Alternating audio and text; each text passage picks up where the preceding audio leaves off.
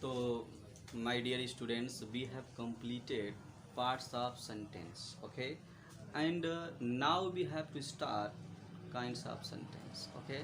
So let's start kinds of sentence. So write down heading kinds of sentence. Kinds of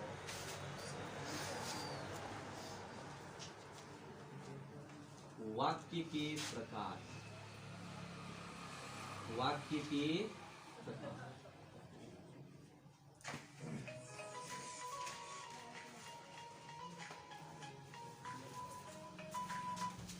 hello, sorry.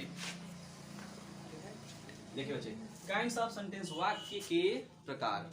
कुछ किताबों में kinds of sentence मतलब sentence के 4 प्रकार दिया है, कुछ किताबों में 4 दिया है, लेकिन अपन बताएगा 5. क्या बताएगा बच्चे? 5. तो लिखेंगे there are 5 kinds of sentence. There are 5 kinds of sentence. वाक्य कितने प्रकार के होते हैं बच्चे? 5. चलिए 5 का नाम लिख लेते हैं.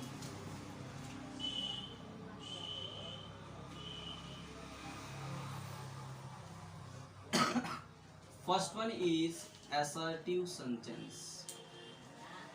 Assertive sentence. Second one is interrogative sentence. Interrogative sentence. Assertive means होता है बच्चे कथन सूचक. कथन सूचक या विधि सूचक वाक्य. ठीक है बच्चे. और ये जो असर्टिव है बच्चे, इसी के अंतर्गत आते हैं अफर्मेटिव और निगेटिव. अफर्मेटिव निगेटिव कोई अलग से नहीं होता है, असर्टिव का ही पार्ट होते हैं. कौन कौन? Affirmative and negative. Affirmative and negative. अरे बच्चे क्लास बाहर कर देंगे, तुरंत बता दें.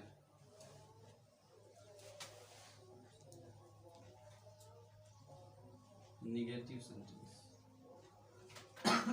अब देखिए बच्चे, इंटेरोगेटिव सेंटेंस को हिंदी में बोलते हैं प्रश्नवाचक. प्रश्नवाचक वाक्य. और ये भी 2 प्रकार का होता है, yes no type and W H type. Yes no type and W H type. Yes no type interrogative and W H type interrogative sentence. Third one is imperative.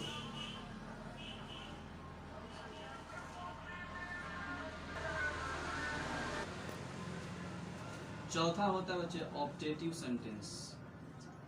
Optative sentence इच्छाबोधक वाक्य. And the last one is exclamatory sentence. Exclamatory sentence. विस्मय सूचक.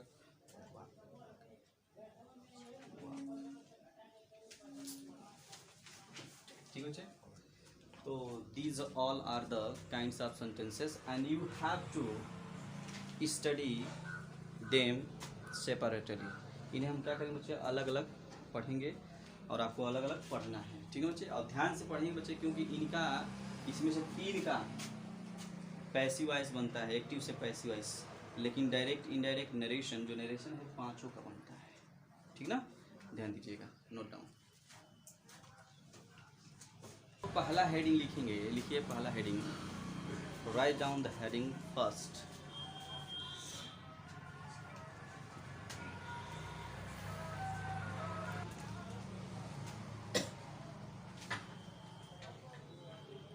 The sentence that denotes positive or negative sense is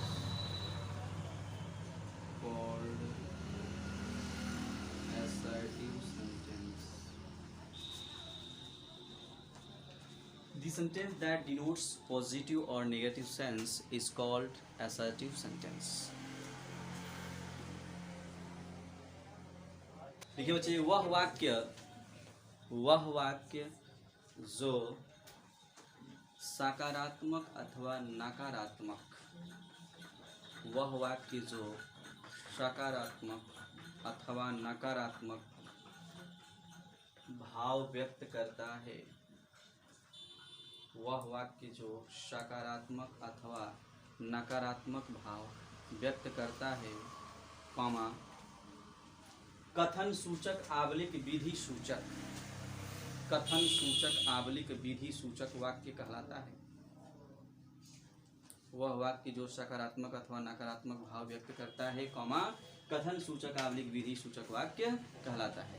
paragraph change करके लिखेंगे, यह दो प्रकार का होता है, यह दो प्रकार का होता है। पैराग्राफ चेंज करके लिखेंगे, यह दो प्रकार का होता है। होता है एक बार डैश कर दीजिए।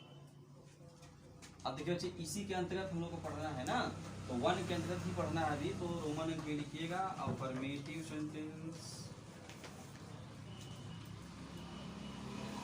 देखिए बच्चे, बताया था ना कि आर के पहले आई आता है तो अ पढ़ते हैं ना, अफर्मेटिव होता है, एफर्मेटिव नहीं पढ़ते बच्चे, अफर्मेटिव नियम लगा है ना, अफर्मेटिव सेंटेंस एंड नेगेटिव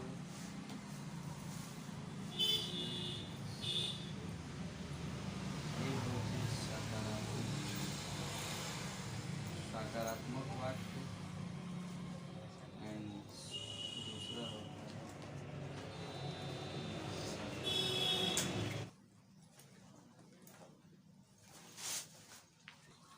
पहला हेडिंग लिखेंगे, इसका डिफिनेशन लिख पाएंगे बच्चे, और यहाँ से आपका रूल चालू हो जाएगा। चलिए,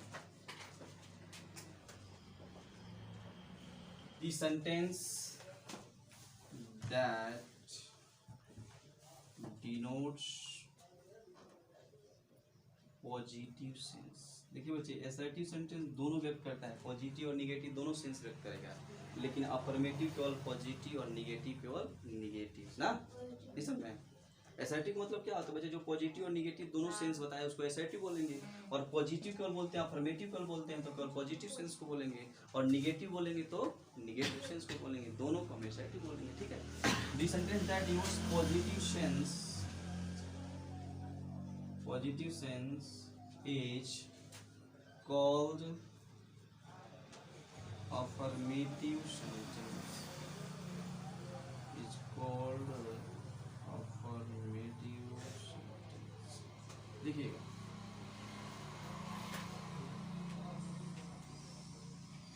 वह वाक्य जो सकारात्मक भाव, वह वाक्य जो सकारात्मक भाव व्यक्त करता है, सकारात्मक भाव व्यक्त करता है, कॉमा सकारात्मक वाक्य कहलाता है।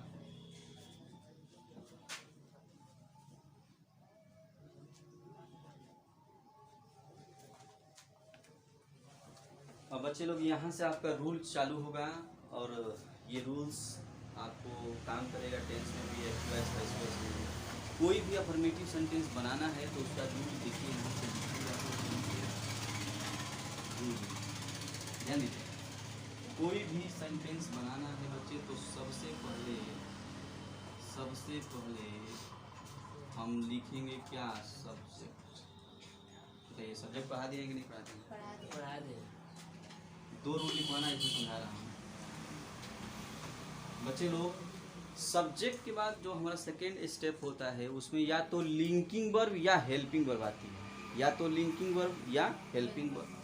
तो मान लीजिए अगर लिंकिंग वर्ब आएगा तो आप लिंकिंग वर्ब लिखिएगा, हेल्पिंग वर्ब आएगा तो हेल्पिंग वर्ब लिखिएगा। क्लियर? लिंकिंग वर्ब के बाद हमेशा आपको मिलेगा नाउन या एडजेक्टिव। क्या मिलेगा बच्चे? नाउन या एडजेक्टिव। लेकिन हेल्पिंग वर्ब के बाद क्या आता है? Main verb. क्या आता है बच्चे? मेन। ठीक है। उसके बाद यहाँ पर अदर वर्ड आ सकता है, तो आएगा तो लिखिएगा, नहीं आएगा छोड़ दीजिएगा। लेकिन मेन वर्ब जब आएगा बच्चे तो मेन वर्ब के बाद ऑब्जेक्ट आएगा,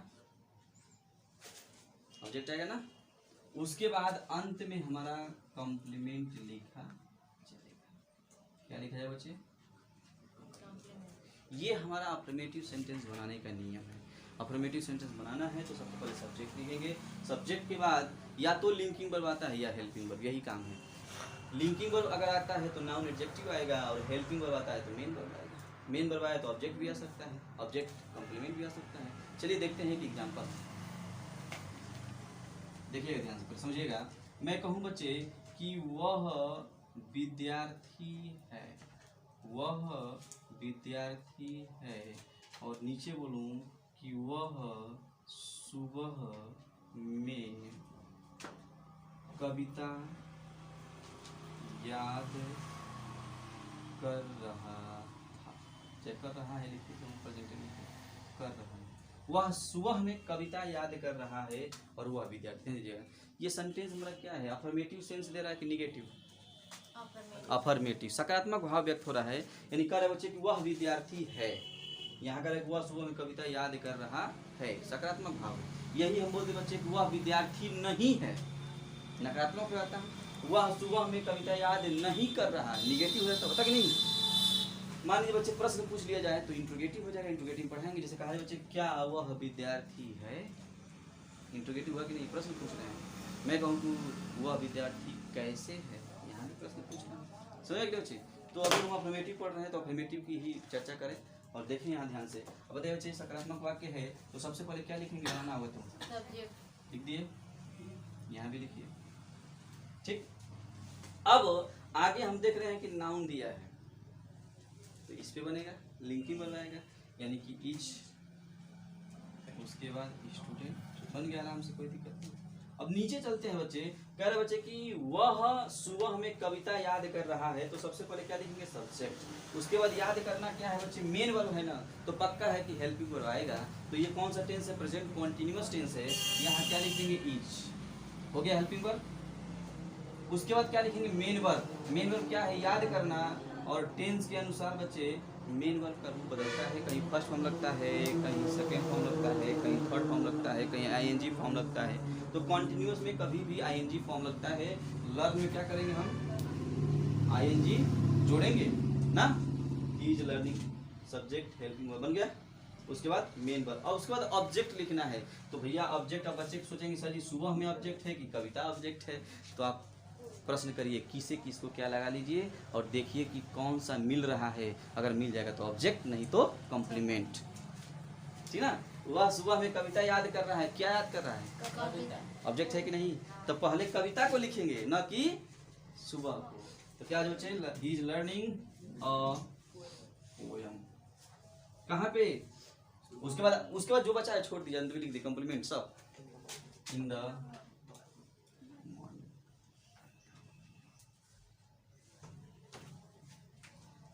My dear students, please tell me, did you get all these points?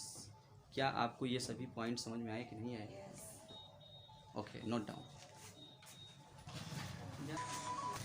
Roman में दूसरा negative sentence.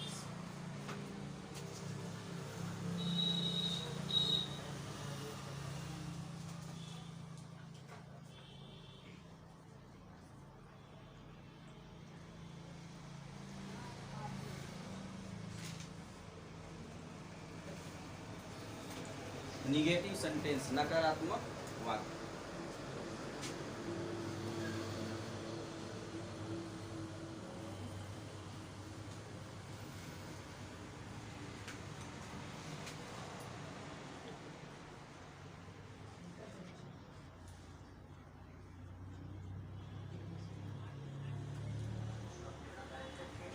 The sentence that denotes negative sense is called negative sentence. The sentence that denotes negative sense is called negative sentence. Negative sense is called negative sentence.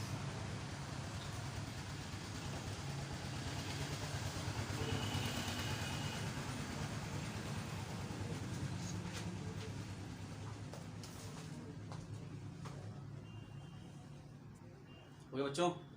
लिखिएगा वह वाक्य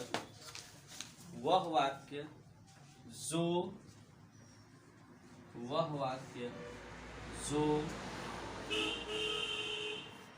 नकारात्मक भाव, वह वाक्य जो नकारात्मक भाव व्यक्त करता है, नकारात्मक भाव व्यक्त करता है, कॉमा नकारात्मक वाक्य कहलाता है।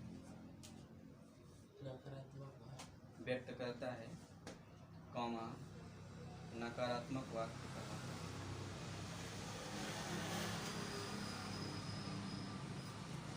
अब मेरे प्यारे बच्चों इधर देखिए ध्यान से, जो लोग अफर्मेटिव बना लेंगे ना, बस अफर्मेटिव का ये फॉर्मेट आप जान गए तो निगेटिव बनाना बेहद आसान है। लेकिन आगे हम देखिएगा जब टेंस पढ़ाएंगे ना, ये सब की जरूरत नहीं पड़ेगी, ट्रिक से बनाएंगे, ट्रिक से बना लेंगे आराम से। लेकिन अभी ट्रिक नहीं बताएंगे, ट्रिक जब टेंस पढ़ाएंगे तो बताएंगे। देखिए ध्यान से, नियम से भी बता रहा हूँ, नियम से चलिए जैसा कि सब लोग से, अगर अफर्मेटिव बनाना है तो सब्जेक्ट लिखने के बाद लिंकिंग वर्ब या हेल्पिंग वर्ब लिखते हैं ना। जब निगेटिव आएगा ना तो लिंकिंग वर्ब या हेल्पिंग वर्ब के बाद नॉट लग जाएगा बस। जैसा कि यहाँ पे क्या कर देंगे बच्चे, नॉट, और यहाँ भी क्या हो जाएगा, अब सुनिए बच्चे, नो मतलब ही नहीं होता है और नॉट मतलब ही क्या होता है, नहीं। तो बस यहाँ पे आप मान के चलिए नॉट का हम दिखा रहे हैं, आगे बताएंगे कि what is difference between no and not. No और नॉट में क्या अंतर होता है, ठीक ना, नो और नॉट में बड़ा अंतर है, तो नो और नॉट में अंतर हम आगे जानेंगे। चलिए अच्छा, ऊपर जो सेंटेंस बोले थे अफर्मेटिव में क्या था, हाँ सुनिए, उसी को बताता हूँ बना करके ताकि आपको अच्छे से समझ में आएगा। सुनिए बच्चे, वह विद्यार्थी नहीं है, और दूसरा बताइए, सुबह में कविता याद कर रहा है। वह सुबह में, अब सुबह में कविता नहीं याद, अच्छा याद नहीं कर रहा, सुबह में कविता याद नहीं कर रहा।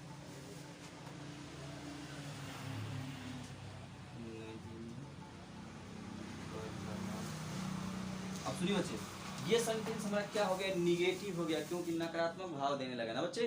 अब क्या करेंगे, देखिए आप बनाए थे वह विद्यार्थी है का ट्रांसलेशन क्या बनाए थे, ही इज अ स्टूडेंट बनाए थे बच्चे ना। अब वह विद्यार्थी नहीं है तो बस इज के बाद क्या लगा दीजिए, नॉट। सही हो गया कि नहीं? अब नीचे करें वह सुबह में कविता याद नहीं कर रहा है, इसका ट्रांसलेशन आप बनाए थे कि ही इज लर्निंग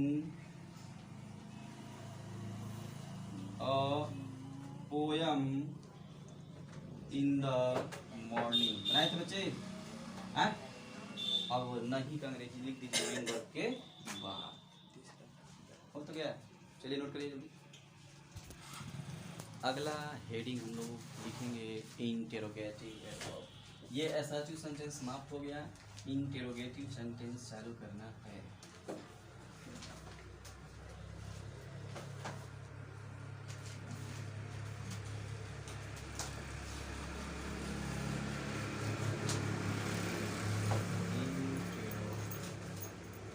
इंटेरोगेटिव